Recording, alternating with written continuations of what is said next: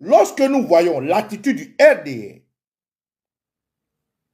qui, malgré qu'il casse la maison des Ivoiriens, malgré que la vie est chère, super chère, malgré qu'on enlève des gens ça et là, malgré qu'on assassine des enfants, malgré que des gens vont en exil, malgré que la Côte d'Ivoire est comme un Guantanamo à ciel ouvert, les Ivoiriens continuent de se complaindre dans des histoires de Balthazar, dans les histoires de Djeneba Djaba, dans les histoires de Beurs.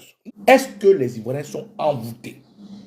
Est-ce que 2025 ne sera pas comme 2020, ne sera pas comme 2011 et j'en passe? Alors, qu'est-ce qu'il faut faire?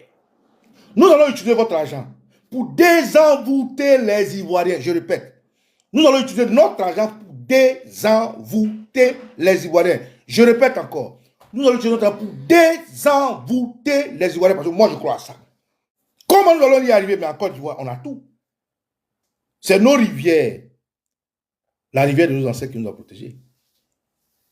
C'est nos océans, c'est nos routes, nos terres, c'est nos forêts, nos feux, nos nuages, nos éléphants que vous voyez souvent apparaître.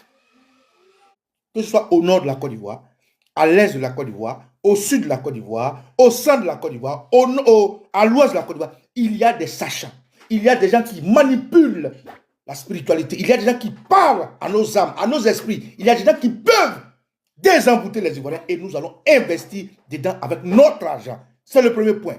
Des amis sont là, les camarades sont prêts, les groupes sont organisés, nous allons les envoyer partout. Nous sommes prêts. Quand nous allons afficher les numéros que vous allez appeler, les gens que vous aurez au téléphone vous diront quoi faire et soyez-en sûrs. La sécurité n'est jamais à 100% garantie. Mais nous allons filtrer le maximum de personnes qui vont participer pour ne pas qu'il y ait des infectés qui, au retour, cela se retourne contre nous.